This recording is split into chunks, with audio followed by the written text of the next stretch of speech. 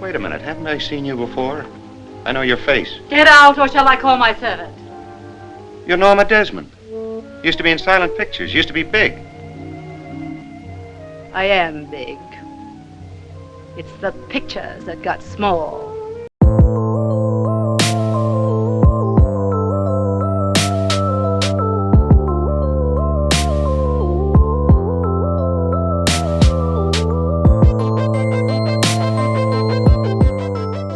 Sunset Boulevard is a film that came out in 1950 that's written and directed by Billy Wilder. So Sunset Boulevard is a $50 Patreon request that comes from Mitchie. Obviously, he's no other than my friend from A Land Down Under. And I was so happy that he requested this film because obviously I have Mitchie to thank for getting me into Billy Wilder, because I simply would have not been exposed to Billy Wilder films if it wasn't for his requests. And every single Billy Wilder film that I've seen so far I think is incredible. I've seen The Apartment, I've watched and reviewed Double Indemnity, Some Like It Hot, and now Sunset Boulevard, and none of those films would I put under a 9 out of 10. I know that's kind of a spoiler warning for the rating for Sunset Boulevard, but what did you guys expect? So yeah, it's needless to say that I thought this film was absolutely fantastic. I mean, from every single angle, this is just a stellar piece of filmmaking. And I totally understand why Sunset Boulevard is hailed as one of the greatest films ever made. I mean, it's thematically rich. The story is engaging from start to finish.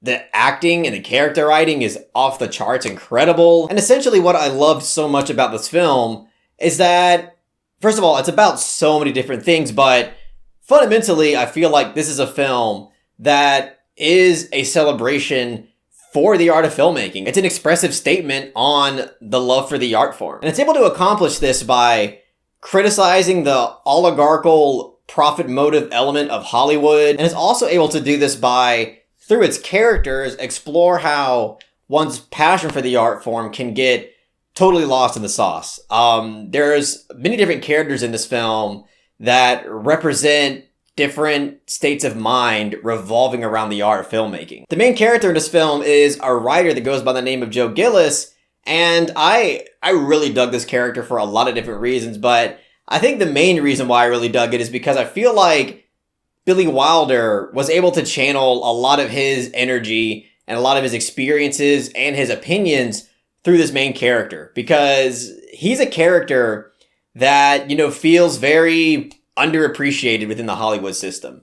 He's a character that originally did start out writing because he truly had a passion for the art form, but, desperate times calls for desperate measures, and through financial hardship, he's basically desperate to make money, and he then starts having a state of mind that he needs to make something that's going to sell, and, I feel like this film is able to express very well that through that mindset, you're not really going to create genuine and creative pieces of filmmaking, and also screenplays in general. He's a writer that has essentially lost hope in creating anything meaningful, and he's also the narrator of this film. And at first, when I started hearing the narration, I was a bit skeptical, because narration is a difficult element of filmmaking to pull off, because if you don't do it right, it just comes off as a lazy way to express to the audience how the character feels, and also to give information in regards to the characters of the film and the film's plot. But I knew that I shouldn't be worried, because Billy Wilder pretty much perfected it in his film Double Indemnity, and I think he basically perfects it here, because the way that he's able to accomplish narration here, first of all, he always has a kind of unique spin on narration, at least from the films that I've seen from him, because in this film, he's essentially a dead man narrating his own story as it leads up to the events of his death. And that's a really damn bold artistic choice to make, but I think it really pays off because it makes the film feel so haunting. And by doing this, I feel like it gives off the impression that this is also a cautionary tale. This is a film that I feel like in ways is trying to warn people that are aspiring to be a filmmaker or aspiring to be a screenwriter or be a part of the film industry in any way. It's kind of warning them how to never lose sight of why exactly you're there and the kind of detrimental consequences that can come from that. And also, as I mentioned, with the narration, it doesn't feel like whenever the character is expressing how he feels or when he's describing certain elements of his surroundings, or just giving his inner opinions on any matter, it doesn't feel like it is only there to get the audience on board with stuff. It feels a lot more genuine. And it's through happenstance that his character runs into one of the other main characters in the film, Norma Desmond, that's played by Gloria Swanson. And I'm just going to go ahead and outright say this. I think the character of Norma Desmond is one of the most brilliant characters to ever grace the silver screen. I enjoyed every aspect of her character and was absolutely enthralled by not only the character writing, which I think is brilliant in every way, but the performance from Gloria Swanson is also one of the greatest performances I've ever seen. She apparently didn't win the Oscar, which I think just on the surface is absolutely tragic, even though I don't know who the nominees were at the time. But it just seems like, how could you not give this woman the Oscar? She is incredibly eccentric. She's literally every second that she's on screen, she's absolutely entertaining and engaging. She's really like dramatic and over the top, but it really fits the kind of character that she is. She is incredibly confident, but she's so confident and arrogant that basically turns into just delusional narcissism. Her character in this film is basically the biggest silent movie star ever. And she basically refuses to adapt with the time as the technological advancement of sound comes into play. And what's so interesting about that is that the actress Gloria Swanson herself was a gigantic silent movie star. So I can only imagine how difficult and challenging it was to bring herself to play a role like this. But again, her character is somebody that refuses to adapt and face reality for what it is. She's an incredibly dishonest character who can't take criticism in any form, because her character in this film is essentially writing this gigantic screenplay, and her gigantic screenplay is basically this gigantic vanity project.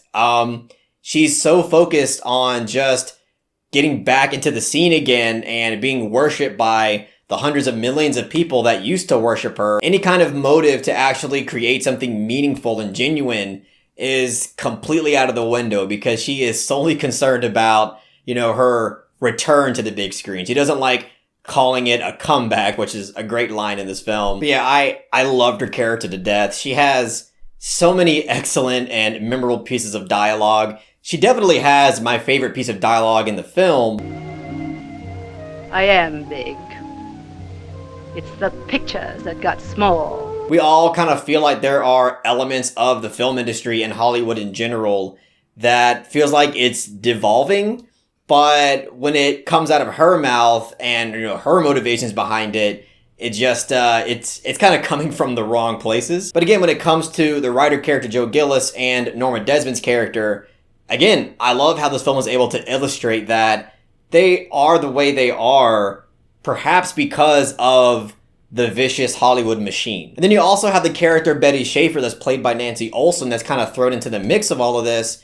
And again, another excellent character. I really loved her character in this film, because to me, her character represents an actual person that still has a rampant passion for the art of filmmaking. And I think a lot of it that this film is trying to express is that she's so young and Hollywood hasn't completely destroyed her soul yet and chewed her up and spit her back out yet. But she definitely represents a human being that is honest. She's basically what both the main characters, Joe Gillis and Norma Desmond, should be. She hasn't lost sight of why she's in Hollywood and why she's in the film industry. And I love that her character is basically able to kind of light that spark again in the writer Joe Gillis's character, because she's a brutally honest character, but it's genuine. She's not being honest and critical to tear anybody down.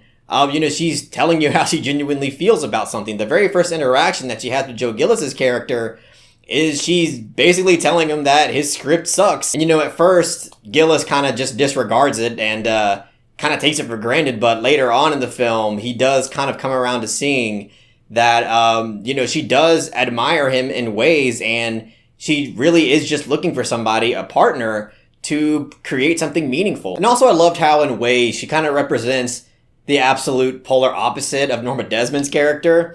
Because, as I mentioned, Norma Desmond is somebody who refuses to adapt. But Betty Schaefer, she's, again, the opposite.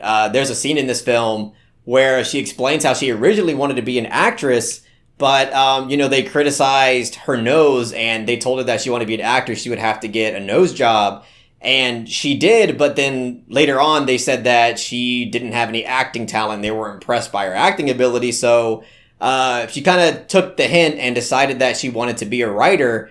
And again, that's somebody who is able to, face reality for what it is and find a new way to express the love that she has for filmmaking. And I also love that scene because it just expresses the sheer brutality and relentlessness of Hollywood. And that's just one of a million different ways that the film industry can just completely rip your soul out and just remove any passion that you have left. And I also love how this film expresses, in so many different ways, the lack of trust and honesty that Hollywood has. A genuinely honest human being in the film industry is one of the rarest entities you could ever come across. Because every single person you run into is 99% of the time just going to be looking at what is best for them.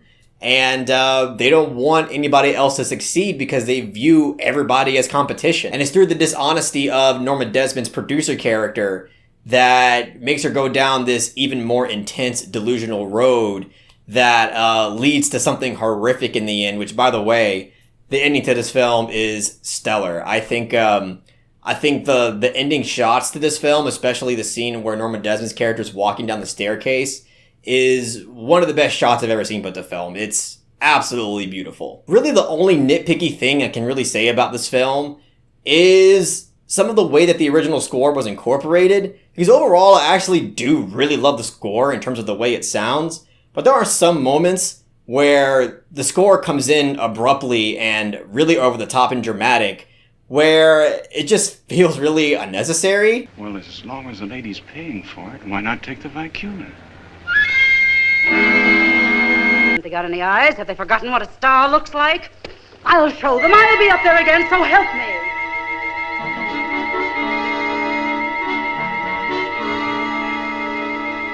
But honestly, that's really the only thing I could say about this film. I think everything else about this film is essentially perfect. So I'm going to give Sunset Boulevard a solid 9 out of 10. All you maggot smoking fags out there on Sunset Boulevard. But obviously, I love this film to death. I can't wait to rewatch it. I highly recommend it if, you were like me who lived in Iraq and didn't see it. But that's all I got to say about Sunset Boulevard. If you really enjoyed what I had to say about the films, give it a thumbs up and share it amongst your friends. And don't forget to subscribe to the channel to be updated on more film-related content.